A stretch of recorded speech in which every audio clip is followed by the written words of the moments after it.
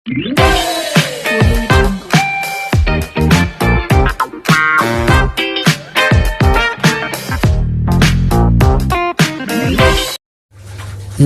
सभी को, मैं मत्तू केवट।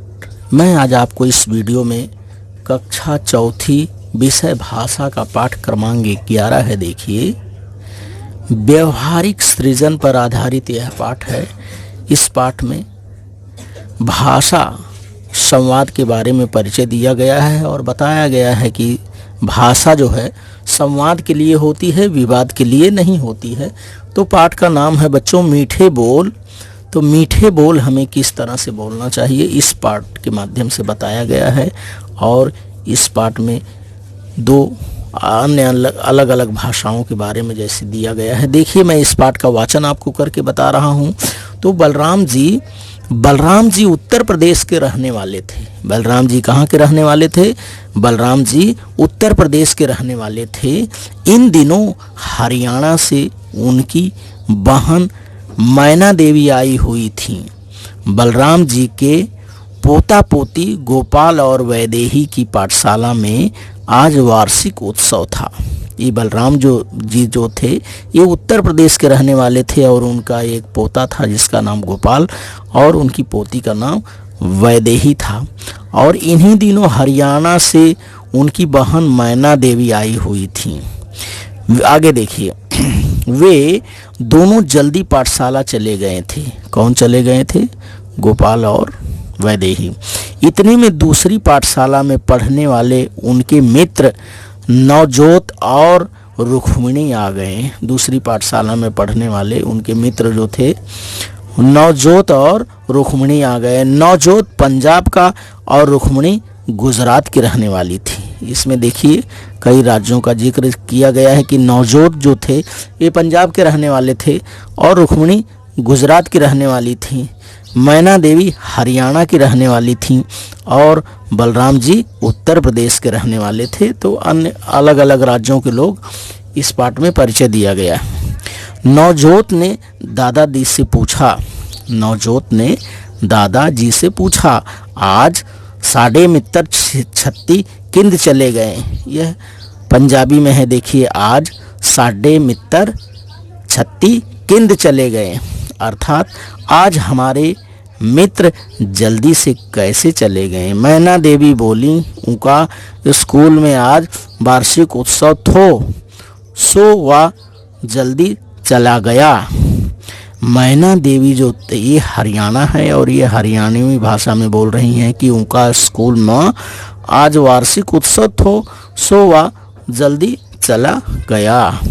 उनकी पाठशाला में आज वार्षिक उत्सव था, इसलिए वे जल्दी चले गए। रुक्मिणी बुदबुदाई और रुक्मिणी क्या बोल रही हैं? ये रुक्मिणी गुजरात की रहने वाली थी। वैदेही काले मणिपन कई बोली नहीं। वैदेही काले मणिपन कई बोली नहीं, अर्थात वैदेही कल मिली थी पर कुछ बोली नहीं। यह गुजराती में देखिए, वैदेही ने कहा कि रुक्मिणी ने कहा, रुक्मिणी गुजरात की रहने वाली थी कि वैदेही काले मणिपन कई बोली नहीं। वैदेही कल मिली थी पर कुछ बोली नहीं। दोनों बच्चे बुजुर्गों को नमस्कार करके अपनी पाठशाला की ओर चले तो बलराम जी आशीर्वाद देते हुए बोले हैं। बलराम जी क्या बोल रहे हैं? देखिए, खूब पढ़ा खूब बड़ा हो, रास्ता माँ संभर के जाया दो जन। देखिए, ये बलराम जी उत्तर प्रदेश के रहने वाले थे और ये बलराम जी अपने उत्तर प्रदेश की भाषा में किस तरह से बोल रहे हैं कि खूब पढ़ा खूब बड़ा हो, रास्ता माँ संभार के जाया दो जन। खूब पढ़ो बहुत बड़े बनो, रास्ते में दोनों संभल कर जाना। रुक्मिणी और नवजोत सोच रहे थे कि भारत की अलग अलग बोलियों और भाषाओं में कितनी समानता और मिठास है। हम सबने अलग अलग बोली भाषा का प्रयोग किया, फिर भी आसानी से एक दूसरे की बात समझ गए। अर्थात रुक्मिणी और नवजोत से सोच रहे हैं कि भारत की अलग अलग बोलियां और भाषाएं में कितनी समानता और कितनी भाषाओं में क्या है मिठास है कि हम सब ने क्या है अलग अलग बोली और भाषा का प्रयोग किया, पर आसानी से एक दूसरे की मतलब को समझ लिए।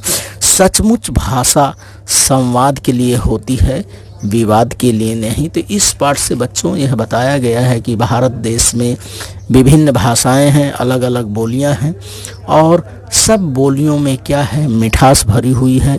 तो इस पाठ के माध्यम से लेखक ने बताया है कि हमें क्या करना चाहिए आपस में। भाषा जो है यह संवाद के लिए होती है, इसका उपयोग हमें संवाद के लिए और मिठास के रूप में करना चाहिए। भाषा का उपयोग हमें विवाद के रूप में नहीं करना चाहिए। तो आप इस वीडियो के माध्यम से मीठे बोल इस पाठ का वाचन करिए, श्रवण करिए और अपने द्वारा बोली गई भाषा को सुंदर बनाइए और मीठी भाषा का प्रयोग करिए। धन्यवाद सभी को, नमस्कार। आप मेरे इस वीडियो को लाइक करें, सब्सक्राइब करें। आगे आने वाले वीडियो के लिए मेरे चैनल को लाइक सब्सक्राइब करें, बेल आइकन को दबाएं। धन्यवाद सभी को।